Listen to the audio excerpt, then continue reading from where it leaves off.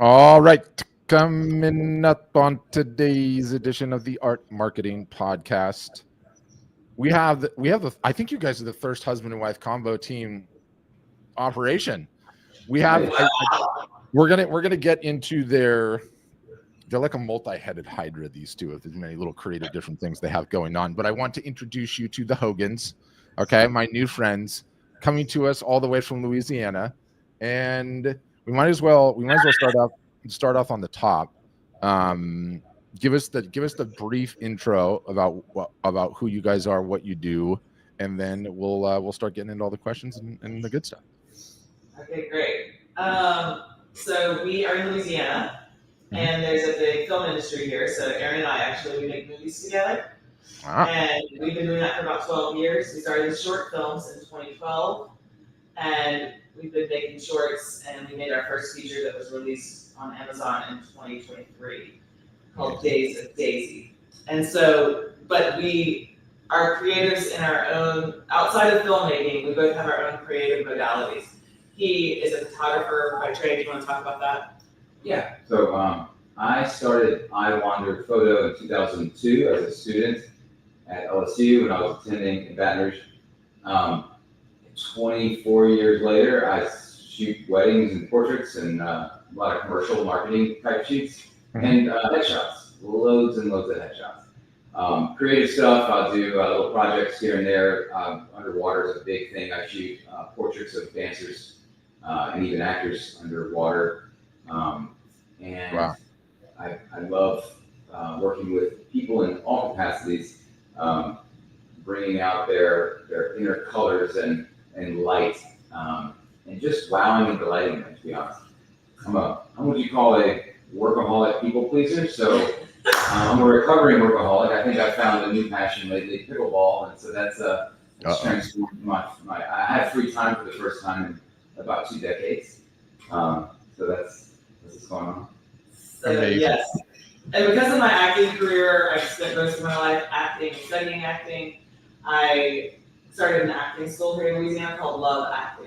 So it's for film acting, and so we have that. We built a studio that has photography on the bottom. We have acting studio on top. We live in the back portion of it, and it's supported by salon suites that we rent out to people underneath it.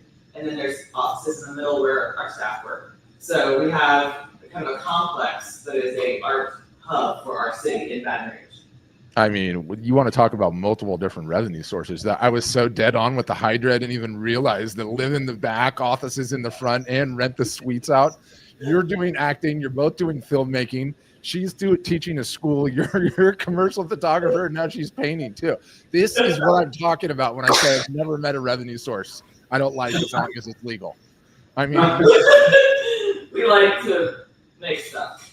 Yeah, amazing. And so, okay, so you guys met somewhere along the way of the whole acting, filmmaking thing, got married, been together ever since, been traveling the world, both just creative types.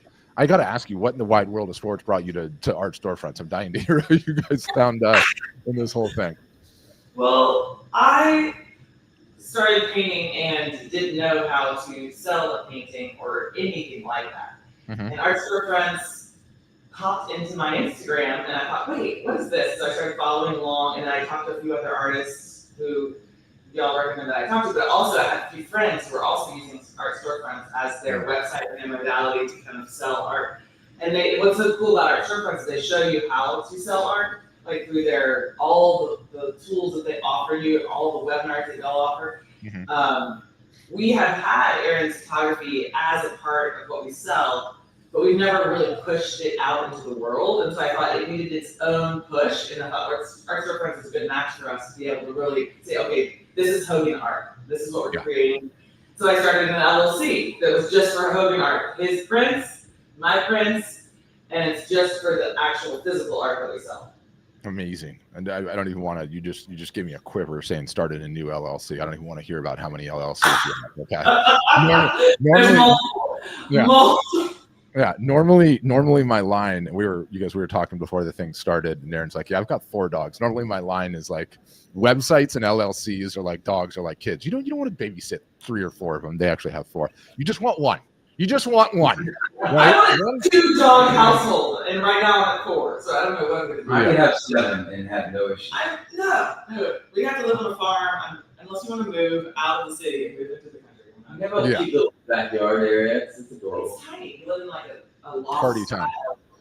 But you know what I love, and you guys probably wouldn't know this because you haven't heard it, but it's like I get so many people that come in, and for those that are watching, not listening on the podcast, I'm showing off the Hogans website here, which they call Hogan Art. And you know, the commodity of the land that we live in today, in today's and age, is just attention. He who has the attention wins. Those that don't. And so I love that you didn't bifurcate. Like, you guys are two. You're this creative story. Your story is just as important as the art. And I know there's a story behind the Jesus pieces. And I know Aaron's got everything going on with his photography and everything else. But it's better to be under one roof and just work at it in a combined fashion, especially when it's, you know, not some sort of co-op gallery, because those never work. But husband and wife is easy, because if one person does all the marketing, it's easier for the married spouse to take revenge in other ways.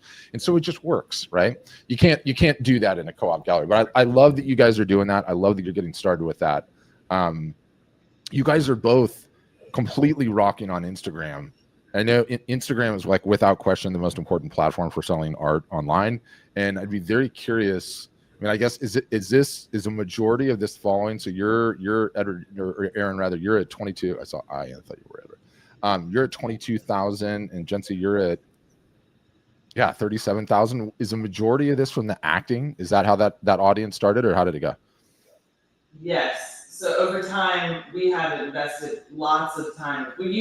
There's been seasons of ups and downs of how much time we invest in Instagram. Sometimes we're making stories and doing reels for Aaron's business, you know, every 3 days, you know, and we're really doing it. And over the years, we started a long time ago too. This was not like yesterday doing Instagram. I have been in charge of social media for I Wander for a long time. So because he's out doing the craft of photography, I have been focused on the Instagram, and that is a part. It's like having almost a full-time person looking at your Instagram, trying to figure out how you're going to promote the weddings and the portraits and the underwater photography. So that's been my kind of, and so yes, it's through, I think, the popularity, being in a smaller city where we are like an art hub, and there's just so many people that are following along because they've had a touch point with us through a wedding or a shoot or something.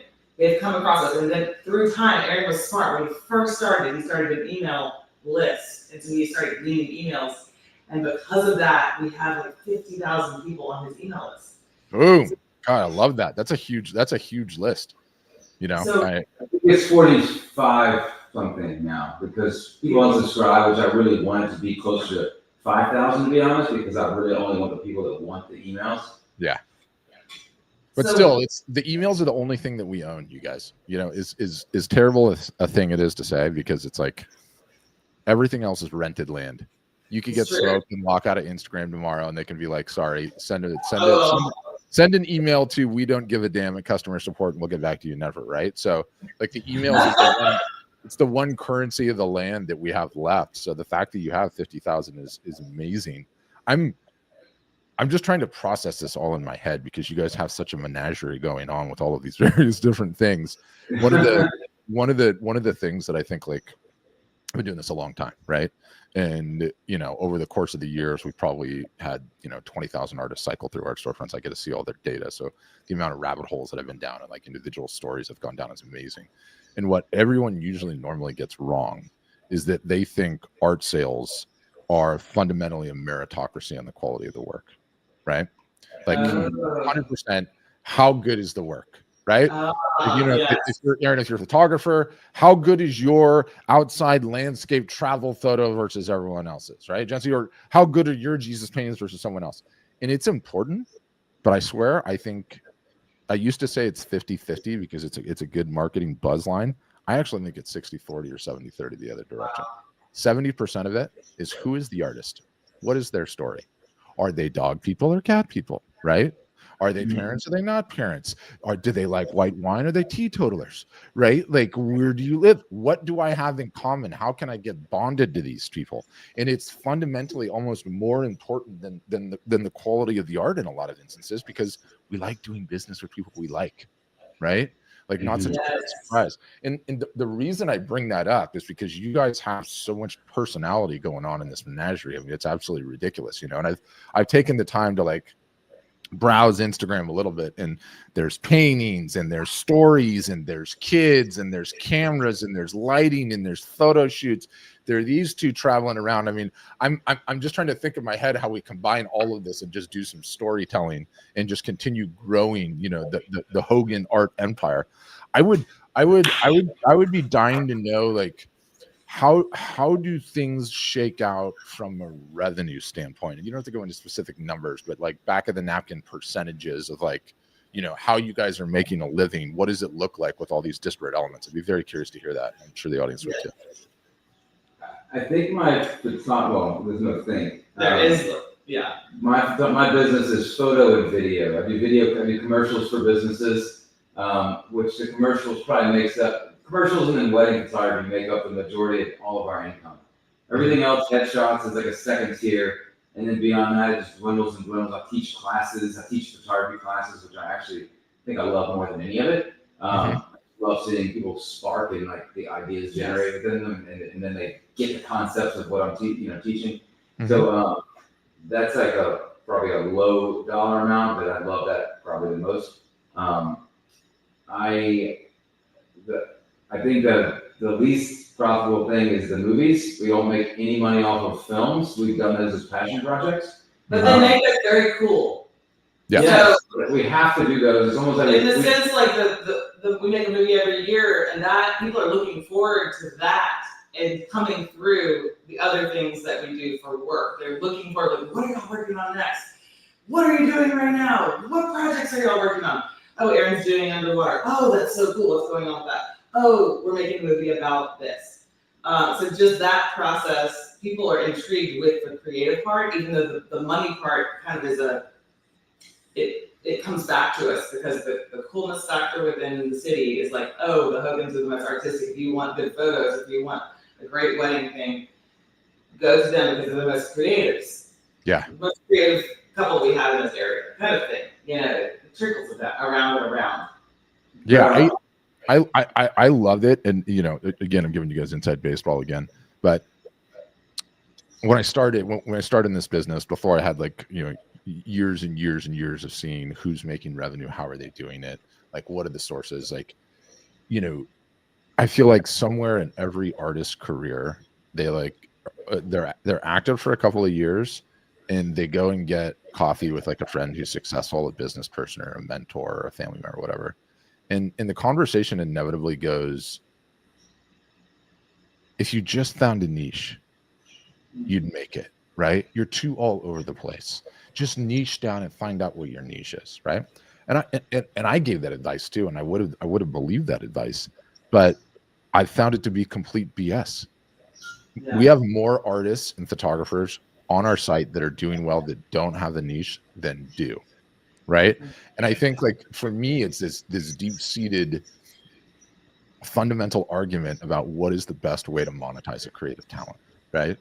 Like, and the longer I do it, the more that I realize that you guys are such a multicolored galaxy of different interests and areas of this country and tech sophistication and style and this and that there is no one way. And I love exposing the stories where you just figure it out. And even as you guys do these businesses, you know, and you're like, why I wanted to hear, you know, maybe renting the rooms in the house brings one revenue stream, and the commercial brings one revenue stream, and your new art brings a revenue stream, and your print business does another revenue stream.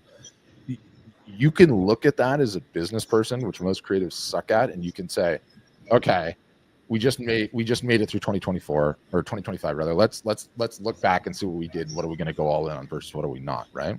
And one of two things usually happens, whether it's niches or it's revenue sources. You end up having to come to Jesus, that is Pareto's law, okay, where it's just the 80-20 law. If 80% of your results is coming from 20% of the work, it's time to have a serious conversation about whether or not you have a niche. Otherwise, it doesn't matter. Just keep doing you.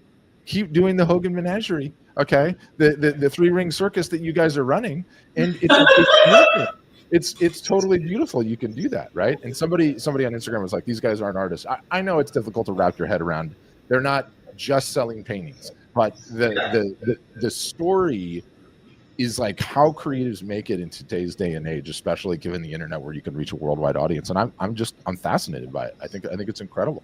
I think it's an incredible thing. It's like, you know, is it like when I remember when Aaron was in college, his professors would say things like, "Oh, well, commercial, we don't touch that kind of stuff because we want to be true artists." Okay, well then how are you going to fund all of that? Yeah. How are you going to get to make your first feature film without any money? How are you without any contacts? You know, without any, you know, like how are you going to get to do stuff that like the real creative things you dream of? You know, so it is. We are mixing it up a bit so that we get to do the creative, you know? Yeah, 100%. And to be perfectly honest with you, I think like one of the things that I have planned in 2026 is an MMA tour where I go to all of the art colleges across the United States and beat the hell out of every professor that's in there. How to price your art? No classes. How to make a living from your creativity? No classes. Nothing. How to balance a freaking checkbook? No classes. Nothing. Like ad nauseum about the greats in history and all the periods, and then a whole big class called Good Luck on how to actually make a life out of it. You know, and it's not right. It's not right. And I think like whether or not it's right, it infuriates me. Like, you know, all of the teachers, okay, are in there teaching majority of the time because they can't do themselves. Let me tell you about whether or not this is a passionate subject for me. Like, where are the lessons about like you can sell for this price, you can sell for that price. This is you don't have to be in this box. You can like as many revenue sources as possible. Anyway, I'm clearly passionate about that. Just one of the only people I finished LSU photography class with that still does photography to this day. I think none of them, maybe one, but yeah, I don't think any of them even do it. I think it was the teachers just drilled fine art, and no relationship building, no connections with art galleries, which is what you would do if you were to be a fine art. You know, yes. Art as a photographer. I mean, nothing, not a single discussion about that. I remember just like he was like, "What kind of nude photos can you take of yourselves?" He's talking to the girls in class. What kind of nude photos of yourselves can you take in some abandoned building this week? Yeah. And then for me, I had the same situation. I have a degree in theater, and out of the people that graduated in the acting, I might be one of the only ones still auditioning for film, and I'm actually in movies. You know, so it's like everybody else is retired or not doing it anymore because it wasn't lucrative enough, or they ended up teaching in the school system or something. You know. Yes. God, some guy. Nothing anything wrong with that. It's just like the commercial stuff that we're doing happens to lend being able to get to make movies and just keep acting and doing all things. Yeah, no, 100%. Somebody left a comment on YouTube recently. He's like, "You go to law school to become a lawyer. You go to medical school to become a doctor. You go to art school to become a waiter." And I was like, "Oh my gosh!" I was like, "Oh my gosh, that's so good. That's so good." I want to use it. Yeah. Well, I 100% just got to encourage you guys because I think the multifaceted revenue source, notwithstanding that I don't see, Aaron, on your Instagram any of the underwater photos. So let's get on that, okay? Because I think those are really, really cool. They're just. Are you kidding? They're down. You keep going. They're like kind of. Are they buried? Oh, the first one pinned is. The first one pinned is. I take it back. Do you scuba dive to get these, by the way? Dude, that was so beautiful. Yeah, you can see in the video. This is a commercial I did for my own business, showing the multifaceted business I have. Underwater. And I'm sorry for everyone that's watching this. I am well aware that you have to crane your head to be able to see this correctly. It's just the orientation it's in. For our clients, even if that takes us underwater. That's me in the foreground there. Yeah. So anyway, it's so hard to see in that modality. But I think the underwater photos is a very, very cool niche. Quick tangent. So you guys did, and I'll play this one regularly. You guys did a whole entire month in Santorini, which I love. Oh, and then I know what I want to get to next. Did you go to that all black rock beach? It's like on the backside of it. Oh yeah. Yeah, isn't that like the most magical spot, a little bit away from the tourists? You got that little beach bar on the left, and then you just have that whole little like cove. I mean, terrible on the feet. Terrible on the feet. It's called Lahada. Lahada, yes. It's Lahada Beach. It's we were there 3 times. We went everywhere because the island is, very small. big. Yeah, very small. 12 by 20 miles, basically. That's when I heard. When I heard a month, I was like, "What did you do for a month? Like 3 days, sunset, that beach in the back, the old rooms, good." And made real friends that we could go visit anytime we want. The locals were like, "Come in here," because they were like, "What are you doing here for a month?" "Come in with my grandmother. Come learn stuff with me." Oh my God, it was the best experience because we didn't do anything hardly. Just chill out, which was the goal. We're so used to traveling at such a fast pace, and we were over it. And we don't remember any of it whenever we travel fast. Yeah. We've realized the slower the roll, the more you can embrace the culture. Jency knew this all along. I just was always the one that's like, go, go, go. 3 countries, let's go. Let's go to 3 or 4 countries. It's just BS, to be honest. I think that pace is the American pace. Yeah. And I don't like it anymore. I think that we're already thinking about our next month trip to Greece. Again, Greece is so we good. got so connected to the people. I mean, the people are amazing. Oh my gosh, it was awesome. The minute you get out of the hustle and bustle of the United States, and then you get a little taste, you're like, "Uh-oh, I don't want to go back." And then inevitably we do because of bills. Yeah, I didn't make any money when we were in Greece. No. We talked about, I have a hand pan, like one of those metal drums. I was like, Jesse, what if we got like lunch money for the day through me hand panning, me dancing? And then we didn't do it once. I played, we made some friends. They hung out with us while I was playing. We did photographing them. We didn't ask them for money. Oh, probably should have. But I don't think we didn't put the hat out. But Aaron did entertain with the drum. You were so in the lifestyle, into that matrix, that you were ready to go full busker with the hang drum and just have it out. Amazing. Shifting gears. So when did you guys sign up? How hard are you working on the marketing ish or what? Ooh, with all of our hustles, it's been a rough start. We signed up maybe 4 months ago, and we just started launching like right now. Yeah, you're just getting going. Whoever built did you build the website? Did you populate the website with text, or was it us? It was y'all. Oh God. Well, I mean, somebody on my team is going to get smoked. We got huge typos. On the About Me section that I found. So whoever did this, just tell me who it is on my team, and I will track them down. No, it probably wasn't me. Typos are Jency's favorite thing. I am dyslexic, and yeah. Jency, actress and filmmaker, started painting Jesus the day after she lost her baby in the adoption, after having him in their home and thinking he was hers for 3 months. She has not painted since junior high, and this has been quite the healing process. She will be sharing her Jesus painting with you. I saw that and I was like, we need to get this fixed. Okay, but independent of that, are we doing anything for Black Friday, Cyber Monday, and are we at least going to have a sale? You guys owe it to yourself to get something in the water, especially with the size of his email list. Okay, I'm about to put out the first email. We're having a little pop-up of Jesus paintings and the Greece photos on December 7th. So I'm going to do a giveaway and kind of launch the Hogan Art website. That's not Cyber Monday. The Cyber Monday or Black Friday. We do that from our photography business religiously, and it becomes a gigantic thing. I repost old photo galleries from people. That is not the art photography. We need to jump on that. So I'm telling you guys right now to stop, knock off everything else. I wouldn't tell you if you didn't have the list and you didn't have the Instagram following. I think if I'm you and I'm your business advisor and I'm in there yelling at you two right now with the 4 dogs and the menagerie, you have a huge list. You have 2 big Instagram accounts. Okay. You now have a website that can sell this art for you, as well as whatever you have in inventory. To celebrate all of this, you're having a huge Black Friday, Cyber Monday sale.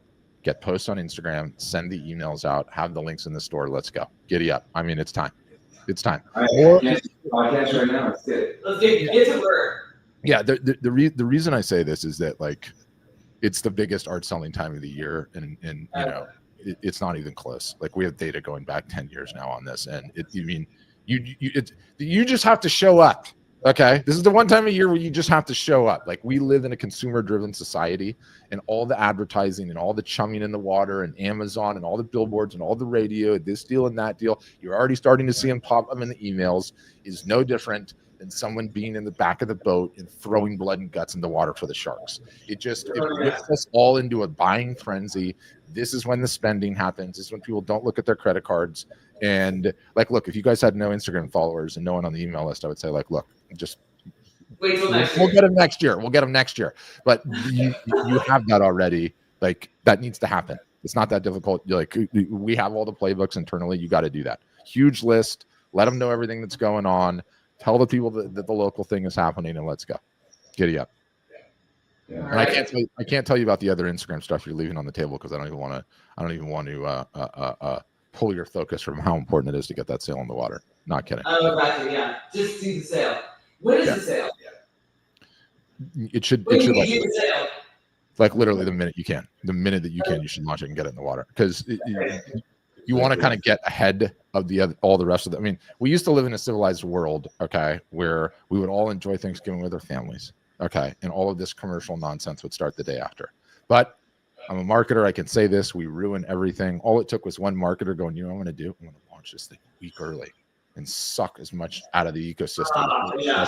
And now it's like Halloween ends and you start getting it in your email. Black Friday, Cyber Monday deals coming. That's true. Yeah, and even so you're saying go and do the sale, like tell them it's happening right now. Yes. Okay. And it just becomes a sale holiday, a sale vacation. You know, it'll just keep going and going. So that's what I would say. It's like literally that important. Right. After Black Friday and Cyber Monday, we will have another session where I need to show you some other Instagram tricks, because you guys are both over 10K. You both need to start a broadcast list. And there is another, I'll just tease this because it's insane. You're probably not aware of it. Most people are not, but there's this app called ManyChat. Okay. And what ManyChat does is, it integrates with your Instagram account, and it integrates with your Facebook account. And basically, anytime that someone sends you a message on Instagram DM, or anyone that sends you a message on Messenger, you can build little bots on the back end. Okay. That part's kind of complicated. That's not what I want you to think about. What's insane about it, okay, is the Instagram direct message box has anywhere from a 60 to 80% open rate. Okay. Makes sense. There's not a ton of competition. Almost everyone reads their messages all the time. 2 weeks ago, okay, ManyChat released a feature that allows you to one time essentially send this text message to anybody that follows you. Okay. And you can automate it. So you guys with your accounts at what, like 30 and 40, you're probably averaging 300 to 400 to 500 followers a week. So that's 300 to 400 to 500 messages you could be sending a week on autopilot with a 60 to 80% open rate. That's a big. I'm green Jesus, or whatever you want to say, or whatever check out your website, or whatever. Dealer's choice. You just received the Happy Hudson's mystery box. Okay, what did I just call you, Hudson's? I'm so yeah, the Happy Hogans mystery box. Click OK to choose your adventure, right? And then you can do all of these various different things in it. The thing that's just insane about it is, like, Instagram, especially as a platform, right? And Facebook's kind of dying. Instagram's the most important one. Instagram as a platform has all the buyers on it. It just does, okay? Because it's the hot app and everyone's using it all the time. Instagram doesn't want anyone leaving Instagram, okay? Which is why they don't let you link to it. And even when you do, they control the browser experience. They make sure it doesn't load all of this stuff. It's not a good experience. What Instagram loves is when people stay on your platform. So, you know, if the alternative is like, go to my website and put the email in a box, you know, in some sort of a form, you're never going to get great conversion. So, like, this thing launched 2 weeks ago. I'll even turn it on for you. Okay. That is the lengths that I will go to you. Okay. You have thank you, Patrick. You are amazing. It's kind of like welcome to the club, though, right? Because if you're only growing 6 followers a week, then I'm sorry, it's not the highest leverage thing. But your guys at your clip, like, you need the account will do $15 a piece for each one of you, because that's what they charge. I think it's like their baseline for ManyChat. And you do one installation on yours, one installation on hers, and figure out what messages tailor best. And my goodness, you can capture the emails inside the Instagram DMs, and you're just boom, boom, boom, boom, boom, day, night, all hours, all the time, just harvesting. It's amazing. Oh my God. And for anyone that wants to see mine in operation, okay, mine is so tricky. Mine is so tricky that if you follow the Art Storefronts account on Instagram right now, I'll send you a message. Do you think I'm going to send him a message? No, because I already cooked it up weeks ago. I don't have to do anything except say follow, right? So you get all these opportunities where it's just boom, boom, boom, boom, and it just starts happening. Amazing tactic. Okay, wrapping up. I've taken plenty of your time. If you Hogans could go all the way back to that early art career time, probably even before you guys met, and give yourself one piece of advice, and one piece of advice only, aside from get married quicker, okay, because we're so happy and this is the greatest thing that's ever happened to the two of us, what would be the advice? It's a good one, huh? Yeah. I think for me, I never intended to get a business degree. I did not get a degree at all, just to be clear. I dropped out my senior year at LSU in photography and journalism. But I always despised the work that would have been involved in any non-creative classes. All I did was one of the creative classes. But I suffered for 20 years on the lack of business knowledge because I did not go to school for business at all. And I did not network enough in college with business owners who think of talking about employees and just being I think it's being a leader with vision and with passion, but with kindness. I have not been a kind leader to my staff, and it's caused a revolving door of employees over 20 years. Ending relatively recent whenever I decided to have a smaller company and not have as many staff members. So I think for me, it's degree in business, or at least Classes I've of taken business. 4 or 5 classes, including marketing, probably some kind of accounting type, business where I might dissecting P&Ls, and then more networking during college instead of just thinking about creative shots to make. So I didn't utilize my college years the best way. I just grinded and did photos for people, and kind of stayed under the radar for a while until people started talking about me. That's great advice. For me, I would say, I for so long I was only an actress, maybe like 10 years of my younger years, and there was no way to cross over back then. You couldn't do both directing and acting when I was growing up in LA. And they were kind of like, well, pick a side, because that's the side you're going to be on. Well, now everyone is doing everything, and I would have probably wanted to go to film school or do something like that had I come off the acting a bit and said like, oh, I'm actually a really good director, younger. So that would be the one thing I would have gone and diversified more.